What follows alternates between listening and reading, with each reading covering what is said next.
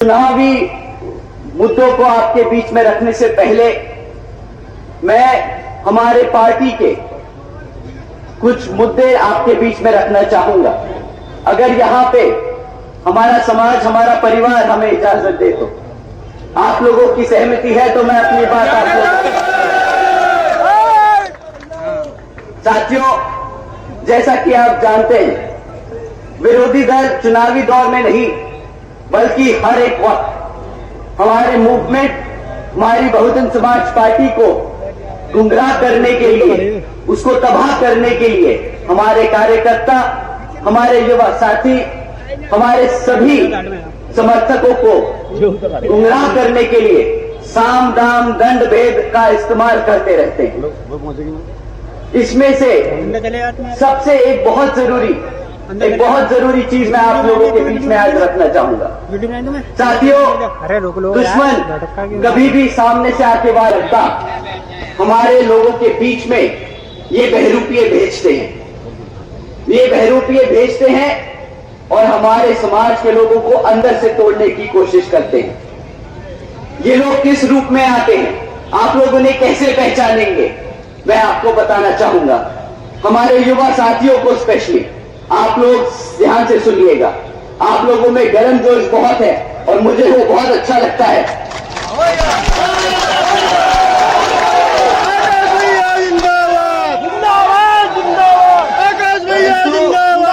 मैं अपने युवा साथियों को बताना चाहूंगा कि भाइयों बहनों, आप सब बाबा साहब के बच्चे हैं। वो दिमाग से काम लेते थे, गर्मजोशी से नहीं। वो दिमाग से आगे अपना मूवमेंट को बढ़ाते रहे, अपने समाज को तरक्की देने के लिए करते रहे काम।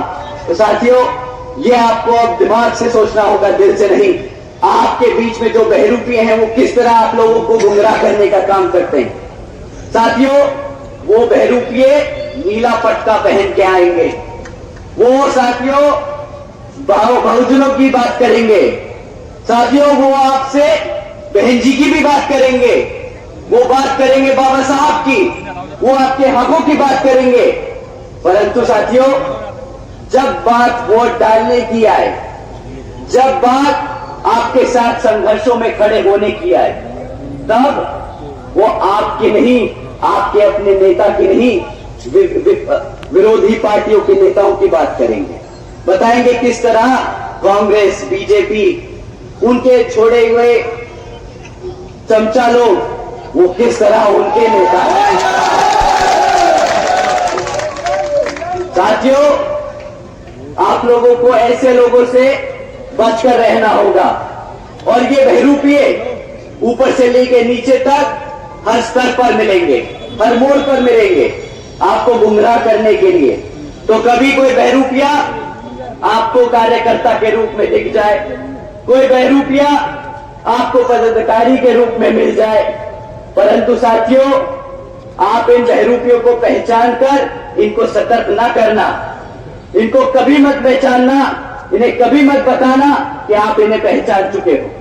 क्योंकि साथियों, आपको अगर आपने इनको बता दिया कि भाई तुम धोखेबाज, तुम गद्दार, जो हमारे बहुजन समाज को कमजोर करने के लिए यहां बीच में बैठे हो, तो ये साथियों सतर्क हो जाएंगे, ये अपना रूप बदल लेंगे, फिर से यहां से उठ के दूसरी जगह चले जाएंगे। तो आप लोगों को इनसे संभल कर रहना होगा। साथियों, इन्हीं कुछ मुद्दों को इन लोगों ने पिछले कुछ सालों से हमारे कार्यकर्ताओं के बीच में फैलाने का काम किया है, ऐसे ही गुमराह करने का काम किया।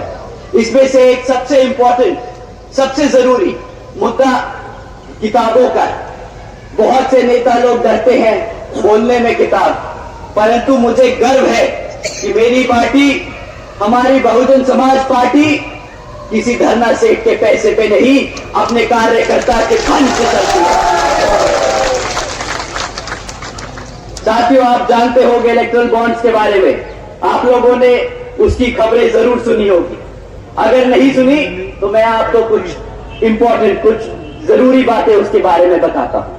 साथियों, पिछले 6 सालों में इन इलेक्ट्रल बॉन्ड्स के द्वारा 25 राजनीतिक दलों ने 16,500 करोड़ रुपए चंदा लिया है। 16,500 करोड़ रुपए अपने राजनीतिक दलों को चलाने के लिए, परंतु इन 25 राजनीतिक दलों में सब लोगों का नाम निकला। बीजेपी का नाम निकला, कांग्रेस का नाम निकला, हमारे समाजवादी पार्टी लोगों का नाम निकला, परंतु एक पार्टी थी जिसका नाम नहीं था।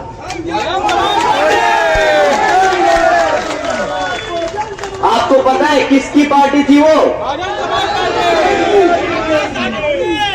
आपके चंदे से चलने वाली पार्टी है वो, आपकी अपनी बहुजन समाज पार्टी है वो।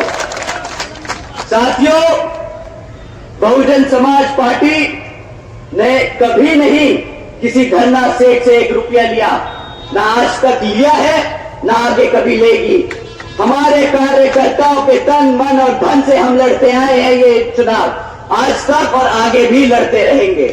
और मेरे को पता है हमारे लोग कभी आवाज में ही सही, पर आज मैं मन से बोलता हूं, अपने किताबों के बोझ को नहीं मानते।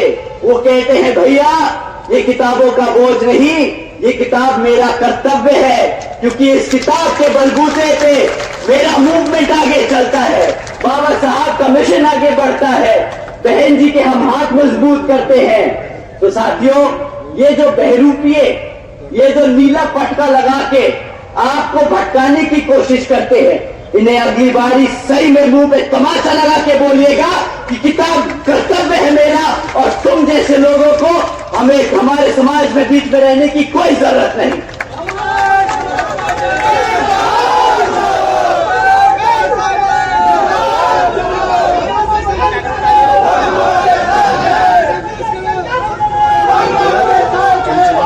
साथियों, ये तो रही बात बहरूपियों की, ये तो रही बात नाटकबाजों की।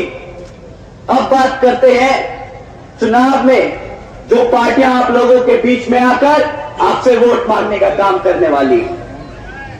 साथियों, इसमें से एक पार्टी है जो पिछले 10 साल से सत्ता में आसीन है, 10 साल से वो केंद्र की सरकार चला रही है।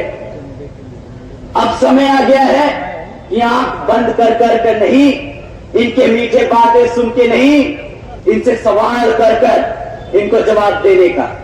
साथियों, 10 साल से ये लोग आप पर राज करते आए हैं, तो इस बारी जब वोट मांगने आए तो आप इनसे 3 मुद्दों पर सवाल कीजिएगा। हम किसी जाति धर्म पे बात नहीं करेंगे, हम सिर्फ 3 मुद्दों पर बात करेंगे। हम बात करेंगे शिक्षा पर, हम बात करेंगे सुरक्षा पर, और हम बात करेंगे रोजगार पर। साथियों, ये तीनों मुद्दे ऐसे हैं जिसकी बदौलत हम आज यहां पर खड़े। इन्हीं 3 मुद्दों को लेकर बहन जी ने संघर्ष किया, और आज हम जैसे लोग इतनी बड़ी जनसभा रख पा रहे हैं। साथियों, पहला मुद्दा शिक्षा का है। हमें बीजेपी की सरकार से अब पूछना होगा कि भाई पिछले 10 सालों में क्यों इतनी पेपर लीकों की खबरें आती हैं। अब उनको जवाब देना होगा कि जब भी सरकारी नौकरियों के लिए एंट्रेंस टेस्ट होते हैं, एंट्रेंस एग्जाम्स होते हैं, तो उसमें जब हमारे युवा साथी पेपर दे के आते हैं तो क्यों उन्हें 3-4 दिन बाद पता चलता है कि वो पेपर लीक हो गया। आप लोगों को सवाल पूछना होगा कि भाई पेपर लीक किया जाता है, आपकी मंशा क्या है? आप चाहते हैं कि आप दिखाएं कि आप रोजगार देने की कोशिश कर रहे हैं, पर आपकी असलियत पेपर लीक कर उन नौकरियों को रद्द करने की है। आप चाहते ही नहीं कि हमारा युवा कभी रोजगार हो। साथियों, एंट्रेंस एग्जाम देने तक तो दूर की बात है, हमारे बच्चे अगर आज भी प्राइमरी और मिडिल स्कूल में पढ़ रहे हैं तो उनका इतना बुरा हाल है कि ना आधे से ज्यादा, मैं सरकारी सर्वे आपके बता रहा हूं, सरकारी सर्वे बताता है साथियों कि आज सरकारी स्कूलों में 8वीं कक्षा के बच्चे, आधे से ज्यादा 8वीं कक्षा के बच्चे गुणा भाग नहीं कर सकते। क्या ऐसे ही हम अपने बच्चों को अपने पैरों पर खड़ा कर पाएंगे? अगर हम प्लस माइनस ही नहीं कर पाएंगे तो हम कहां से कोई व्यापार करेंगे, कहां से हम रोजगार की बात करेंगे? साथियों, आज सरकार का सर्वे बोलता है कि 8वीं कक्षा के बच्चे ना गुना भाग कर सकते हैं, ना अंग्रेजी में बात कर सकते हैं, ना अंग्रेजी समझ सकते हैं। प्रधानमंत्री जी इंडिया को एक वर्ल्ड इकोनॉमी बनाने की बात करते हैं, बहुत बड़ी इकोनॉमी बनाने की बात करते हैं। प्रधानमंत्री जी मुझे लगता है अपने व्यापारी दोस्तों के लिए व्यापार करते हैं, अपने दोस्तों के लिए भारत की वर्ल्ड इकोनॉमी बनाने की बात करते हैं, क्योंकि हमारे समाज के बच्चे जो सरकारी स्कूलों में पढ़ रहे हैं वो बेचारे ना अंग्रेजी में बोल पाते हैं, ना समझ पाते हैं। तो कैसे हमारा बच्चा बढ़ते हुए भारत में व्यापार करेगा, कैसे वो रोजगार ले पाएगा? आप बोलते हो कि हम यूएस से बिजनेस करेंगे, हम यूरोप से बिजनेस करेंगे। अरे मेरा बच्चा अगर अंग्रेजी उनकी समझ नहीं पाएगा, बोल नहीं पाएगा, तो कहां से मेरे बच्चे को रोजगार मिलेगा, कहां से वो व्यापार करेगा? साथियों, ये लोग डिजिटल इंडिया की बात करते हैं। डिजिटल इंडिया के नाम पे जो मजाक किया है आपके सामने फैक्ट में रखता हूं।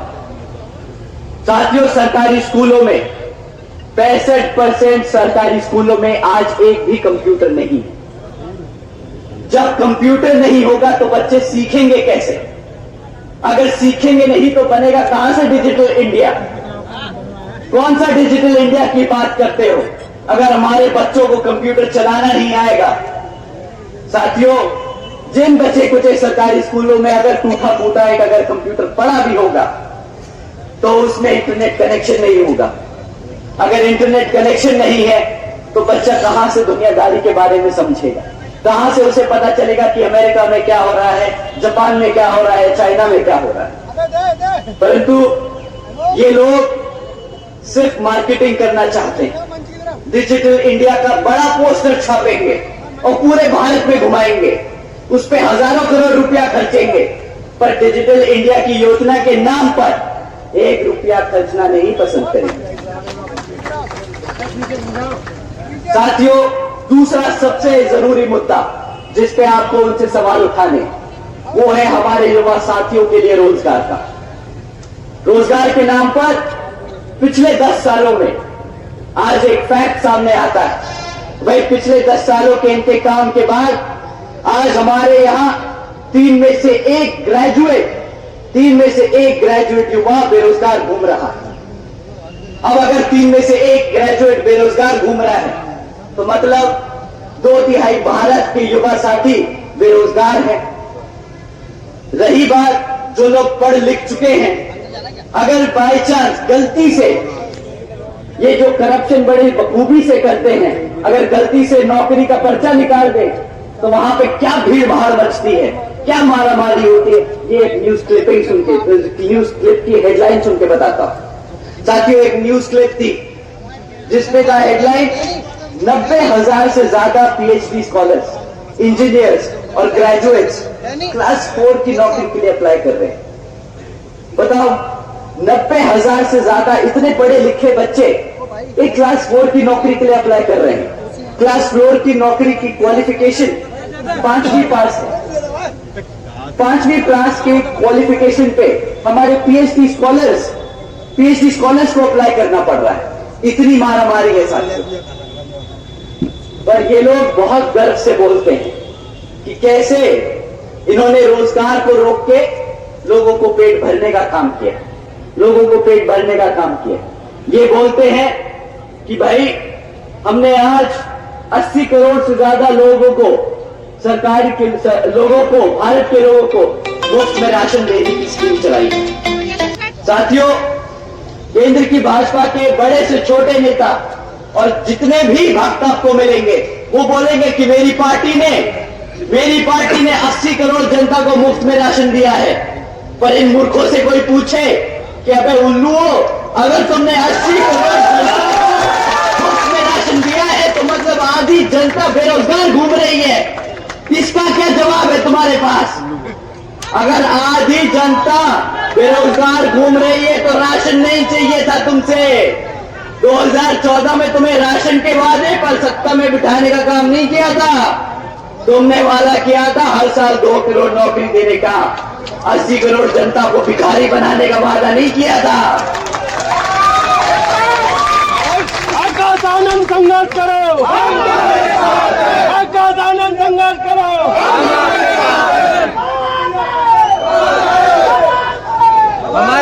हमारे बुजुर्ग यहाँ बैठे हैं, मैं आपसे पूछता हूँ सर, जब भाजपा सत्ता में आई थी 2014 में, तो उन्होंने भरोसा दिलाया था कि आपके बच्चों को रोजगार देंगे। बदले में आपको आज क्या देते हैं? 2-2,5-1,000 रुपया महीना राशन देने की बात करते हैं। अब आप बताइए, 1,000 रुपए का राशन लेने के लिए आपने वोट डाला था। मैं युवा साथियों से भी पूछता हूं, भाई तुम बताओ, तुम अपनी मेहनत करके पढ़ लिख के किसी तरह निकल जाते हो तो रोजगार के लिए बात करते हो ना। किस लिए चाहिए तुम्हें रोजगार? किस लिए चाहिए रोजगार? अपने माँ बाप ने, आपके अपने माँ बापों ने जो जिंदगी भर संघर्ष किया, अपना मुंह अपना खुद का निवाला ना रखकर आप लोगों का पेट भरा, तो ताकि आप लोग पलट कर उनके लिए सहारा बन सको, इसलिए आप रोजगार ढूंढते हो ना। आप लोग अपने पैरों पर खड़े होकर अपने माँ बापों का सर फख्र से ऊपर कर समाज में घूमने के लिए आप रोज बाहर निकलते हो ताकि आपको रोजगार मिल जाए, आपकी नौकरी लग जाए, इसलिए तो आप मेहनत करते हो ना। पर साथियों एक बात बताओ, अगर कोई आपको नेता आके बोले रोजगार तो नहीं है, ये ले 1,000 रुपया अपना राशन ले और घर जाके बैठ जा, क्या आपको बर्दाश्त है? वो 1,000 रुपए का राशन बर्दाश्त है? अब ये सुनिए, 1,000 रुपए का राशन देके एहसान जताने की बात करते हैं कि देखिए हमने आपको 1,000 रुपए का राशन दिया। मैं अपने युवा साथियों से, मैं अपने बड़े बुजुर्गों से अब इस बार दरख्वास्त करूंगा कि अगली बार ये आप लोगों के बीच में आएंगे ना, तो ये जो आपको राशन का थैला थमाते हैं, वही खाली थैला इनके मुंह पर मार के इनसे सवाल करना, मैंने तुम्हें 1,000 रुपए के राशन के लिए वोट नहीं डाला था, मैंने तुम्हें अपने पैरों पर खड़ा होकर नौकरी करके अपने माँ बाप का सर फख्र से ऊपर उठाने के लिए वोट डाला था।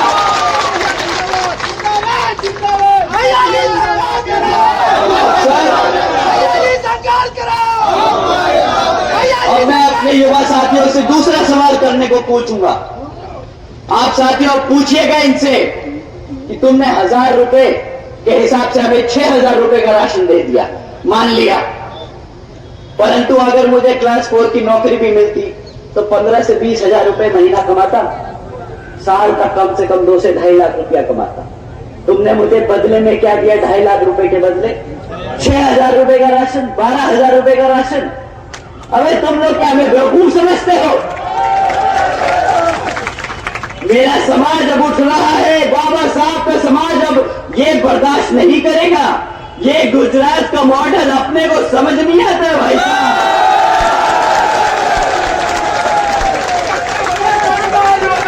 12,000 के बदले 2.5 लाख का चूना तुम गुजरात में लगाना, ये यूपी की जनता अपना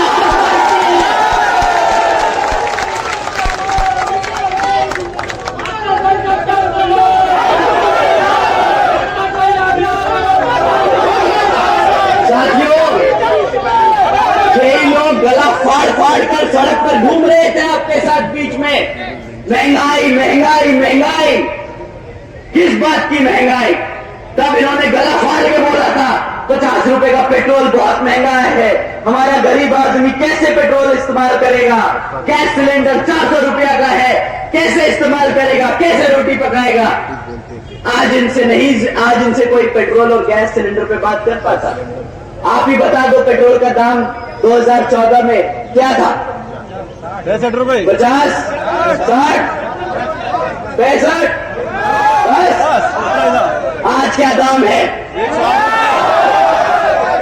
100 रुपए से पार है ना पेट्रोल। ये पेट्रोल पता है क्यों नहीं बात करते? ये पेट्रोल की बात पता है क्यों नहीं करते? क्योंकि वही पेट्रोल फूंक के आपके बीच में आना पड़ता है इनको। तो अगर आपने सवाल कर लिया तो इनका हिसाब किताब भी खुल जाएगा। गैस की बात नहीं करते अब ये आपसे, अब तो बोलते हैं फ्री राशन ही ले लो, गैस सिलेंडर की क्या जरूरत। साथियों, अब इन्हें 1100 रुपए का गैस सिलेंडर महंगा नहीं लग रहा है। ये जो बेवकूफ बनाने वाला काम करते हैं ना, ये जो सफेद व्हाइट वॉशिंग का काम करते हैं, ये लो फ्री में राशन, ये लो डिजिटल इंडिया, ये लो मेक इन इंडिया। भाई साहब, हमें बताओ हमारा रोजगार कहाँ है? हमें कुछ नहीं चाहिए, हम अपने पैरों पर खुद खड़े हो सकते हैं, हम मेहनत करना जानते हैं, हमें मुफ्त में राशन की जरूरत नहीं है। ये एहसान भी जताते हैं, ये पेट्रोल फूंक के आपके बीच में आएंगे, फिर एहसान जताएंगे कि देखिए हमारे प्रधानमंत्री जी ने 100 रुपए के पेट्रोल को अब 99 रुपए कर दिया है। ये नहीं बताएंगे 60 रुपए का पेट्रोल 100 रुपए कर दिया था। साथियों, ये रही बात रोजगार, शिक्षा और महंगाई की। अब बात करते हैं सुरक्षा की। हमारे युवा साथी तो लड़ सकते, पर हमारे बूढ़े माँ बापों की सुरक्षा के लिए हमने किसको वोट डाला? हम अपनी सरकार पे ही भरोसा कर सकते हैं कि वो हमारे माँ बापों की, हमारे बड़ों की सुरक्षा करेंगे। परंतु यहाँ के मुख्यमंत्री जी बड़े गर्व से चुपचाप ऑर्डर पास करते हैं रात को 8 बजे कि भाई कल से लड़कियां शाम को 8 बजे के बाद प्राइवेट इंस्टीट्यूट्स में ट्यूशन बाहर नहीं ले सकती। क्यों? क्योंकि बेचारे हमारे मुख्यमंत्री जी इसकी गारंटी नहीं ले सकती कि भाई हमारी बेटियों को सुरक्षा दे सके, परंतु चौड़ के बहुत अच्छे से घर से घूम के बोलते हैं कि आज उत्तर प्रदेश में बच्चा बच्चा सुरक्षित है। अरे भैया, भूखा मार दिया, सुरक्षित बचा कहां से वो? दूसरी चीज जिस पे वो बहुत गर्व करते हैं कि हमारी सरकार बुलडोजर की सरकार है। भाई, कौन सी बुलडोजर की सरकार है आपकी? हमारे गरीबों की छत उखाड़ने की काम किया आपके बुलडोजरों ने। तो इस बात पे कोई गर्व करता है क्या? कोई मूर्खी नेता आके मंच पे बोलेगा मैंने तेरा घर उजाड़ दिया, मैं हूं बुलडोजर की सरकार? बताइए, ये कोई गर्व होने की बात है क्या? साथियों, इनको याद दिलाने का समय आ गया है कि बुलडोजर अपने अवाम की जनता पे, अपनी जनता के घर उजाड़ने के लिए नहीं, गुंडे माफियाओं के धंधों पर तोड़ने के लिए इस्तेमाल किए जाते हैं, जैसे बहन कुमारी मायावती जी ने किया था अपने शासनकाल में। साथियों, उसके बाद ये समय समय पर योजनाएं निकालते रहते हैं आपका ध्यान भटकाने के लिए।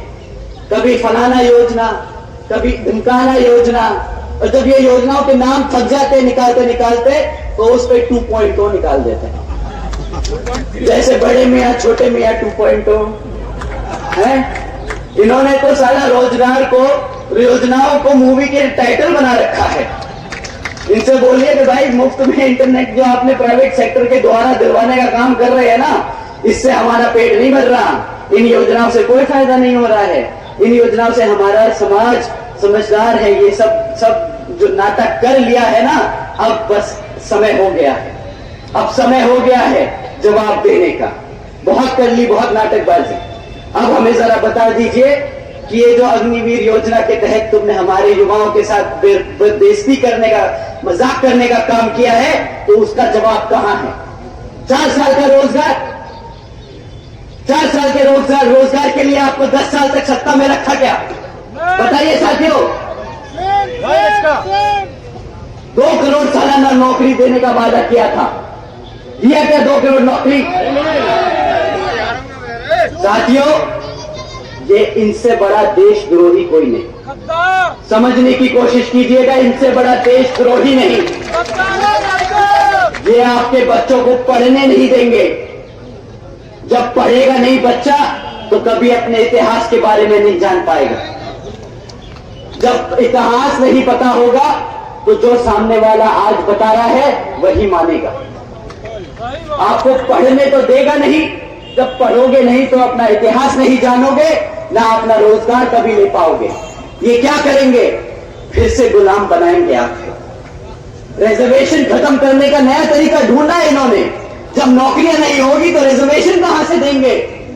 देना ही नहीं पड़ेगा। ये दीमक की तरह काम कर रहे हैं हमारे समाज को खत्म करने के लिए। साथियों, ये बड़े बड़े पोस्टरों से चमकने की जरूरत नहीं है, हकीकत जमीन पे समझने की जरूरत है। साथियों, इनके बारे में अगर मैं और बोलता जाऊंगा तो लगता है अगला लोकसभा चुनाव आ जाएगा, पर इनकी विफलताएं नहीं खत्म होंगी।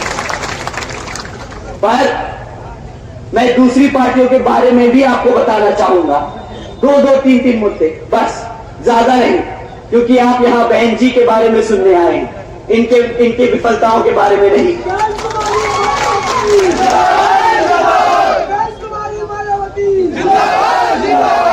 साथियों, 2012 में एक युवा नेता आए थे आप लोगों के बीच में, भरोसा आप सब ने जताया था, परंतु आज युवा मेरे को बोलता है YouTube पे, Facebook पे, मीटिंगों में, और मैं ये दोहराऊंगा, मुझे मना किया उन्होंने कि भैया ये हम आपसी की बात है, मंच पे से न बोलिएगा, पर मैं जानना चाहूंगा, मैं अपने सभी युवा साथियों के साथ अपने बड़े बुजुर्गों को भी बताना चाहूंगा कि हमारा युवा कैसा परेशान है।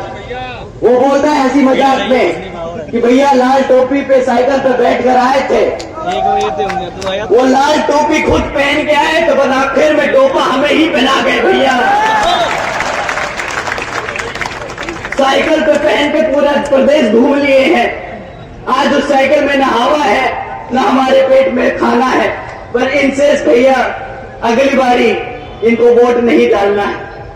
आप लोगों को समझना होगा साथियों, ये लोग वैसे गद्दार हैं।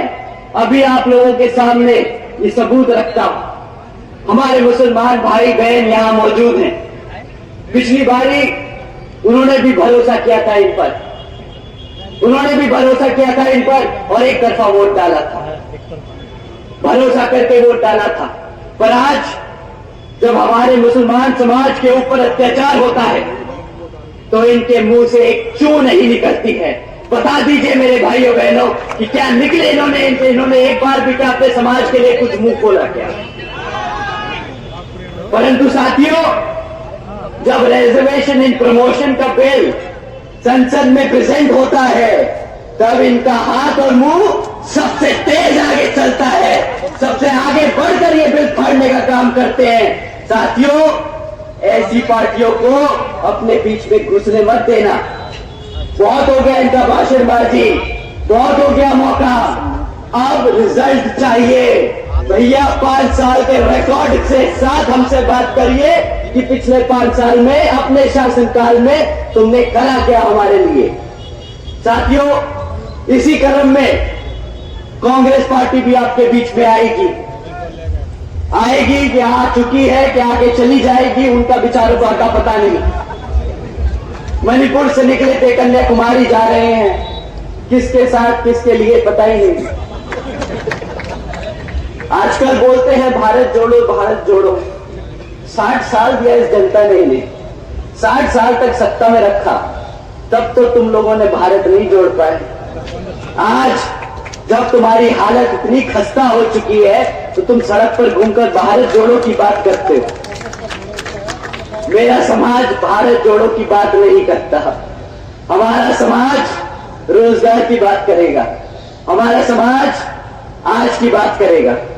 बहुत हो गया, 60 साल बहुत लंबा समय होता है। अगर 60 साल में तुम ना काम कर पाए तो आज आगे भी 5 साल में नहीं कर पाओगे। हमारे बड़े बुजुर्ग बहुत अच्छे से बता के गए हैं कि बेटा, एक बार गलती हो दूसरा मौका दे दो, 2 बार गलती हो तीसरा मौका दे दो, और अगर तीसरी बार भी गलती करी तो वो गलती नहीं बेटा, धोखा है, धोखा। अब इनसे धोखा मत खाना। साथियों, अब बहन जी की बात करते हैं।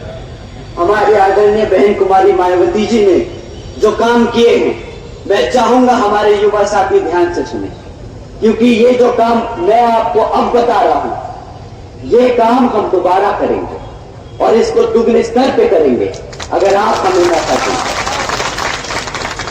साथियों, बात करते हैं अपनी बहन बेटियों की शिक्षा, सुरक्षा और उनकी फाइनेंशियल सिक्योरिटी के लिए।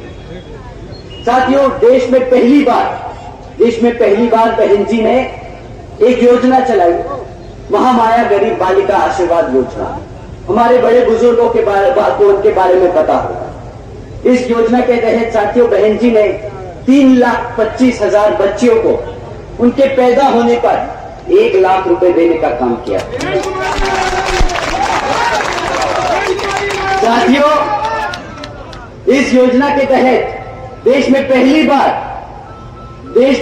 बार एक गरीब घर में पैदा हुई लड़की लखपति पैदा हुई थी।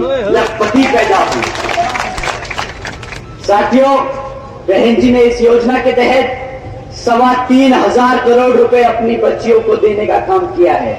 इसे मुफ्त में राशन नहीं, इसे अपने पैरों पर खड़े होने के लिए, इसको अपने पैरों पर खड़े होने के लिए अवसर कहते हैं। साथ ही में साथियों, बहन जी ने सावित्रीबाई फुले का आशीर्वाद योजना भी चलाई थी। इसके तहत बहन जी ने अपनी बच्चियों को 12वीं तक की शिक्षा मुफ्त में देने का काम किया। 7 लाख बच्चियों को इसका लाभ हुआ। 7 लाख बच्चियों को इसका लाभ हुआ। बहन जी ने 600 करोड़ से ज्यादा की लागत अपनी बच्चियों पर खर्चने का काम किया था। और आने वाले विधानसभा, लोकसभा चुनाव में अगर आप हमारा साथ देंगे तो बहन जी इसको दुगने तिगने स्तर पर इसको बढ़ा के आगे काम करेंगे। साथियों, ये तो बात थी शिक्षा की, प्राइमरी एजुकेशन की। उसके बाद हम ग्रेजुएशन लेवल की एजुकेशन के बारे में बात करते हैं।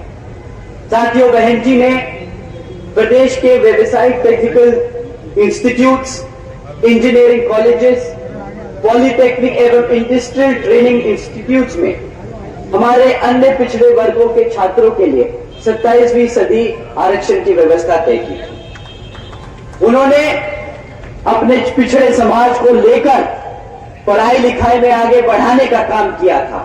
आज की डेट में प्रधानमंत्री से लेके भाजपा का छोटे से छोटा नेता या भक्त आपके बीच में खड़े होकर ये नहीं बता सकता कि उसने पिछड़े समाज के लिए क्या काम किया है, कैसे उसे पढ़ाने का लिखाने का काम किया है।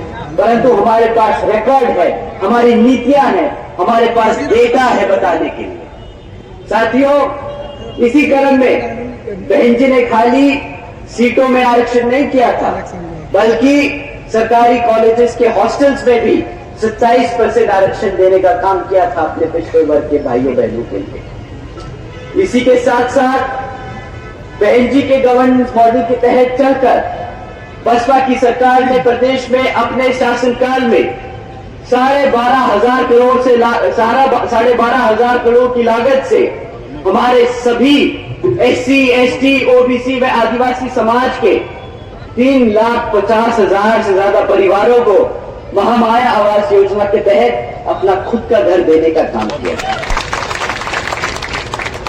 बुलडोजर नहीं चलाया, इसका प्रचार नहीं किया। उन्होंने अपने परिवार को, अपने समाज को घर देने का काम किया। साथियों, नेता, एक लीडर ऐसा होता है जो अपनी आवाम के लिए परेशान हो, दिन रात अपनी आवाम के लिए सोचे, अपने समाज के लिए काम करे। वो ये काम करके दिखा चुके।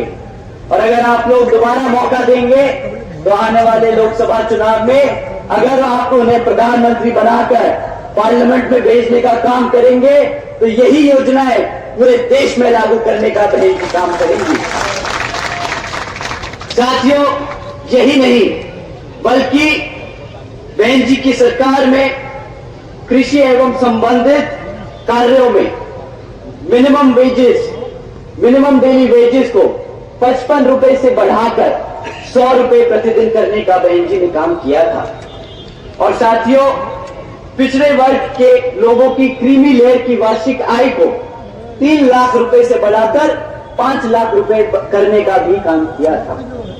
यही नहीं बल्कि अपने सरकार के दौरान बहन जी ने 90,000 से ज्यादा शिक्षकों को सरकारी नौकरी देने का काम किया। 1 लाख से अधिक सफाई कर्मचारियों को रोजगार दिया, 2 लाख से अधिक पुलिस फोर्स में भर्ती की, 6 लाख से अधिक हमारे सभी अपर कास्ट के समाज में से सभी जरूरतमंद लोगों को सरकारी नौकरी देने का काम किया। साथियों, यही नहीं, सबसे पहले जो बैकलॉग की नौकरियों को भरने का, बड़े स्तर पर भरने का काम बहन जी की सरकार में हुआ। साथियों, अब मैं आप लोगों का और ज्यादा समय ना लेते हुए मैं आपसे सिर्फ एक दरख्वास्त करता हूं कि आने वाले लोकसभा चुनाव में आप पहले तो ये बहरूपियों से संभल कर रहेंगे, दूसरा विपक्षी दल जब आपके बीच में आए तो वही जो खाली राशन आपको देके गए, वही खाली राशन का थैला उनको कमा के वापस भेजे और यहां पर